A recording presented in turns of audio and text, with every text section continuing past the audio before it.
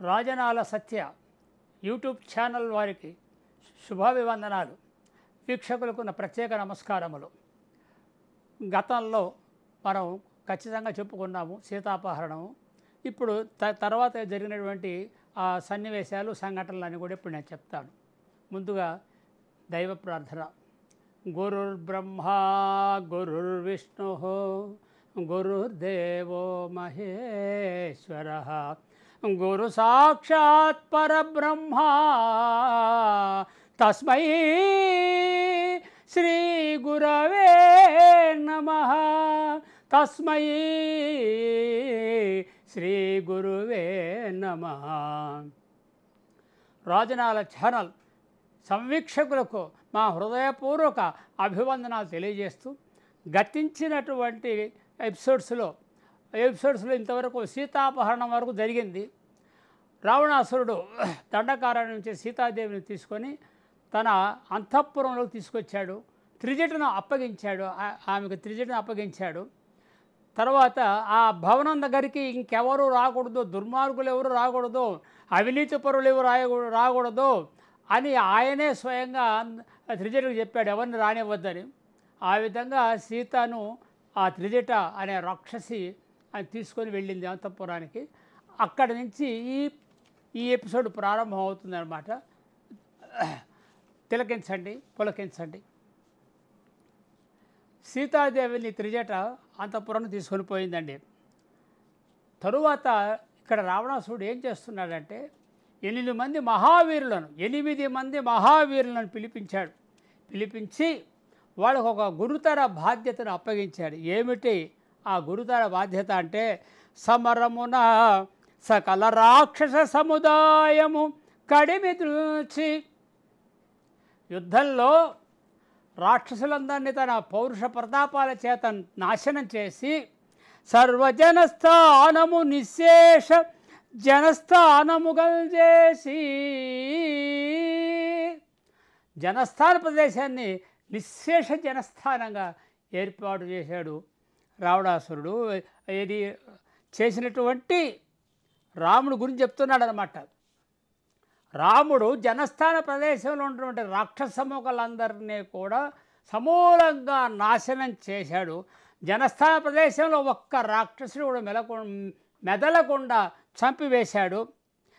జయమందెనరుండొకడరిగెన్, ఇలా విజయగీతం ఎగురవేసినటువంటి ఒక నరుడు, ఆ ఒక నరుడు ఒక్కడే అంతమందిని కరదూషణాది రాక్షసులందరినీ కూడా చంపేసి జనస్థానాన్ని నిర్జన స్థానంగా మార్చేశాడు అని రావణాసురుడు ఆ 8 మంది మహావీరులు చెప్పాడు. ఇలా ఎందుకు చెప్పాడు అంటే, వాళ్ళల్లో వీరోచితమైనటువంటి క్రియాకలాపములు ఇంకా వాడి మనస్సులో నుంచి బయటికి పొంగులు వారాలని ఆ రావణాసుడి యొక్క ఉద్దేశం. అంటే రావణాసుడు గొప్ప రాజనీతి దురంధరుడు, అన్నిట్లోనూ సకల శాస్త్రములు చదువుకునేవాడు. అన్నీ ఉన్నా అతనిలో ఉన్నటువంటి ఒకానొక దౌర్బల్యం ఉందే, ఒక దుర్మార్గమైన లక్షణం.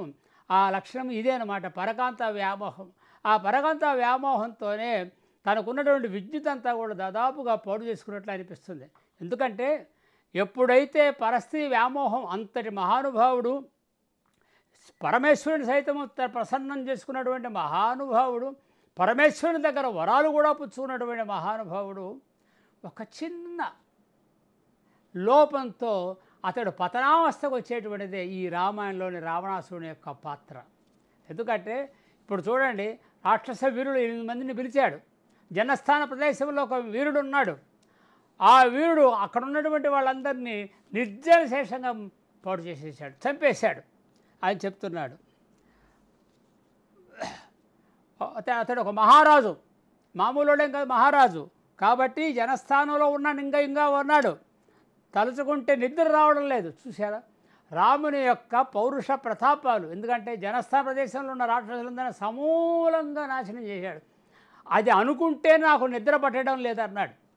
అంటే ఇప్పుడు అతని యొక్క మేధస్సు విచలితమైపోతుంది, ప్రచలితమైపోతుంది అన్నమాట. ఏదైనా సరే ఒక సొంత నిర్ణయం తీసుకోవాల్సినంత స్థితి కూడా లేకుండా పోయిందన్నమాట. నిద్ర రావడం లేదని అంటాడు పాపం. అంచేత ఓ రాక్షస వీరులారా, మీరు వెళ్ళి ఆ రాముణ్ణి వధించండి. మీరు 8 మంది మహావీరులు, వీరాధివీరులు, మీకు అతడు ఏమీ లెక్క కాదు, మీరందరూ కలిసికట్టుగా వెళ్ళి అతడిని వధించండి అని ఆజ్ఞ జారీ చేశాడు రావణాసురుడు.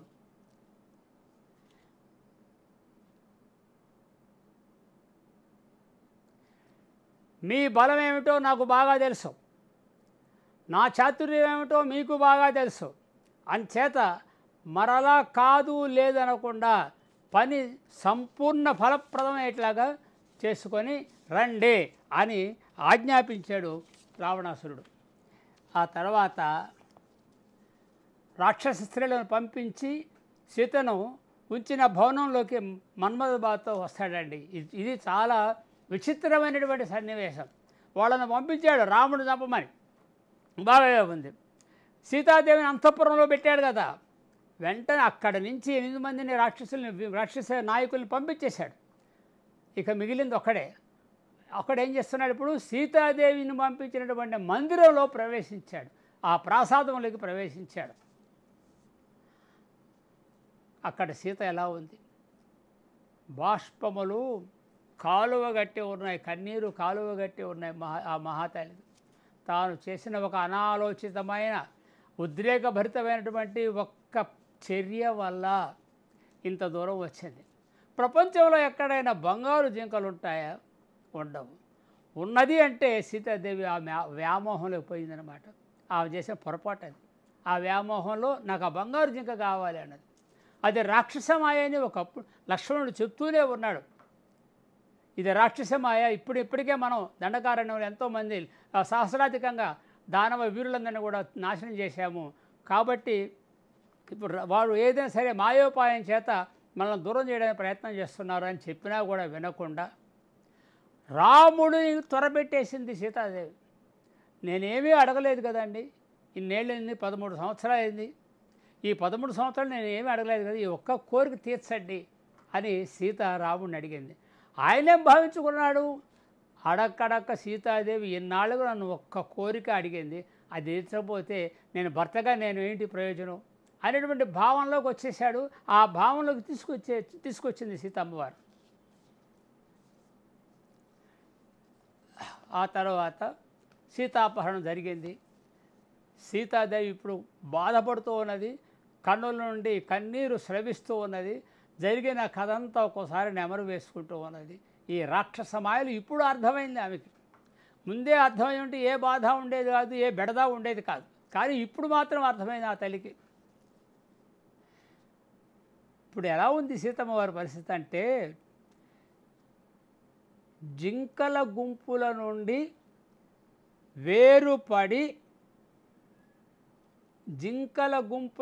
వేరుపడిన జింకపిల్ల కుక్కల గుంపులో పడినట్లుగా. జింకపిల్ల జింకల గుంపులో ఉంటుంది, కానీ ప్రమాదవశాత్తు జింకల గుంపులో నుంచి వేరుపడి కుక్కల గుంపులోకి వచ్చినట్లుగా రాక్షస స్త్రీల మధ్య ఆ అమ్మవారు సీతమ్మవారు అలా దిగులు చెందుతుందన్నమాట. రావణాసురుడు వచ్చాడు. ఇవే నా దివ్యాంబరతతులు. చూడండి ఎంత దౌర్భాగ్యంగా మాట్లాడుతున్నాడంటే, తనకున్నటువంటి కలివి సంపద, ఆ సంపద చూపించి ఆమెను లొంగ తీసుకోవాలనుకున్నాడు. ఆ మహాతల్లికి లొంగ తీసుకోవడానికి సంపదలు కావాలా? అది అన్నమాట. అక్కడే రావణాసురుడు యొక్క విజ్ఞత నశించిపోయిందన్నమాట. విజ్ఞత నశించిపోయింది. బహుశ్రీ వ్యామోహితుడు రావణాసురుడు, అందరికి తెలుసు.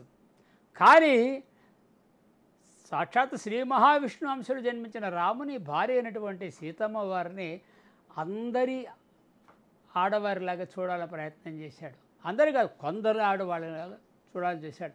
అంటే రకరకాల ఆభరణాలు, వస్తువులు, సముదాయాలన్నీ కూడా ఇచ్చేసి లొంగ తీసుకోవాలని చూశాడు. ఆ మహాతల్లి సాక్షాత్ లక్ష్మీదేవి అవతారం, ఆమెను లొంగ తీసుకోవాలని ఒక పామరత్వంతో వచ్చాడనమాట. ఇవే నా దివ్యాంబరతతులు.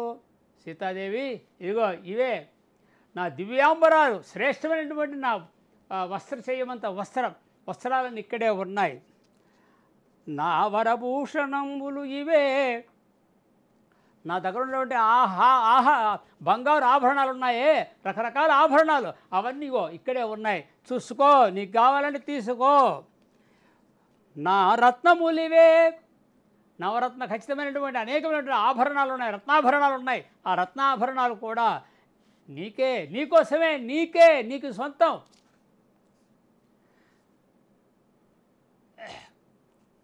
కనక గృహములివే, బంగారు గృహం ఇది, ఇందులో దివ్యాంబరాలు, వస్త్రాలు, అవన్నీ సమస్తము నీకే సీత, తీసుకో అని పామరమైనటువంటి భాషలో, పామరమైనటువంటి మనస్సుతో ఆ మహాతల్లిని, భూదేవి కుమార్తె అయిన సీతామహాదేవిని ఆ విధంగా భావించకుండా సాధారణ స్త్రీలుగా భావించుకొని మాట్లాడుతున్నటువంటి ఇతని అజ్ఞానానికి ఎవరికైనా కూడా విసిపోతూ ఉంటారన్నమాట. ఇంతటి మహావీరుడు కేవలము రత్నాభరణాలకు, ఏది అంతఃపురాలకు లొంగిపోద్దా సీతమ్మవారు? అక్కడే విజ్ఞత లోపించింది. ఎప్పుడైతే విజ్ఞత లోపిస్తుందో చేటు ఖచ్చితంగా వస్తుందనేది కవి చెప్పినటువంటి వ్యవహారం. నీవే నా సర్వం సీత, నీవే నా సర్వం, నీకేం కావాలి చేస్తా, నీ దాసుడను. చూసారా, నీ దాసుడు అన్నాడు. రావణాసురుడు ఆ మహేశ్వరుని, ఈశ్వరుని కూడా ప్రసన్నం చేసుకున్న మహానుభావుడు అతని రావణాసురుడు. అతడు అంటాడు, నీవే నా సర్వస్వం అన్నాడు. ఇంతకంటే పామరమైనటువంటి ఆలోచన మరొకటి ఉంటుందా? పామరమైనటువంటి భాష మరొకటి ఉంటుందా? నీవే నా సర్వస్వం. ఎవడు పరాయి వాడి భార్యను తీసుకొచ్చి నీవే నా సర్వస్వం అంటున్నాడు. అక్కడ అదే భాస్కర మంత్రి గారు అద్భుతమైనటువంటి చిత్రీకరణ చేశాడనమాట. ఆ రావణాసుడిలో ఉన్నటువంటి ఒకానొక వెకిలితనం అనేది ఇక్కడ బయటపడింది. పరస్త్రీ వ్యామోహంలో ఎవడైనా సరే వెకిలిగా ప్రవర్తిస్తాడు అనేది ఇక్కడ సాక్షాత్ మనకు అనిపిస్తుంది అన్నమాట. నేను నీ దాసుడిని అంటాడు, నేను నీ బంటుని అంటున్నాడు. చూడండి, అంతటి ముల్లోకాలను జయించినటువంటి రావణాసురుడు ఒక్క సీతతో ఏమన్నాడు, నేను నీ దాసుడిని, అంటే నీ సేవకుడిని, నీకేం కావాలని చెప్పి నేను చేసేస్తాను, నేనే సేవకుడిని, ఇంక బట్టలతో అవసరం లేదు, నేనే నీ సేవకుడిని అన్నా అని. ఆయనకున్నటువంటి తెలివితేటలు అన్నీ కూడా మబ్బు పట్టిన చంద్రుడిలాగా అయిపోతే ఆ పామర తెలివితేటలు చూడండి. సీత యవ్వనము అస్థిరము ఎంతయున్, సీత ఈ యవ్వనం ఉందే, మానవుడి దశల్లో యవ్వనము ఉంది. ఆ యవ్వనము దశ 100 సంవత్సరాలు మానవుడు బ్రతుకుతాడంటే ఆ యవ్వనం మా అయితే 20 సంవత్సరాలు ఉంటుంది, మా అయితే లేదు 30 సంవత్సరాలు ఉండొచ్చు. తక్కినంతా కూడా పామరత్వంగానే ఉంటుందంటే మామూలు అజ్ఞానంగానే ఉంటుంది. మరి యవ్వనంలోనే వివాహాలు అవుతాయి, యవ్వనంలోనే సంతాన ప్రాప్తి జరుగుతూ ఉంటుంది. యవ్వనము అస్థిరము ఎంతయు, సీత ఈ యవ్వనము కలకాలం ఉండేది కాదు, అది అస్థిరము, స్థిమితం లేదు, యవ్వనము చంచలము. కావున యవ్వనము వేగ గడచనకుండను, అంచేత యవ్వనము తొందరగా పోగొట్టుకోకముందే, యవ్వనము తొందరగా దాటిపోకముందే నీవును నేనును ఇమ్ముల భావజరతి సలుపబలయు. తండ్రి సీతాదేవి, యవ్వనము చాలా స్వల్పమైనది, చాలా తక్కువ అస్థిరంగా ఉంటుంది. కావున యవ్వనములో వేగ గడచునకుండన్, యవ్వనము దాటిపోకముందే నీవును నేనును ఇమ్ముల భావజరతి సలుపబలయు. నీవు నేను మన్మథ క్రీడలలో హాయిగా తేలిపోదాం. మన్మథ క్రీడలలో నీవు యవ్వనము చాలా చిన్నది, ఈ యవ్వనము ఈ దశ దాటిపోక ముందే నీవు నేను మన్మథ కేళిలో హాయిగా విహరిద్దాం. పరమప్రీతిని మామూలు కాదు, ఎంతో ప్రేమగా నా మీద నీకు, నీ మీద నాకు ఎంతో ప్రేమగా ఇద్దరం కలిసి మన్మథ క్రీడలలో పాలు పంచుకుందాం. సీత యవ్వనము చాలా చిన్నది, నేను చెప్పినట్టు విని నాకు లొంగిపో అనే భావన కలిగించాడు రావణాసురుడు.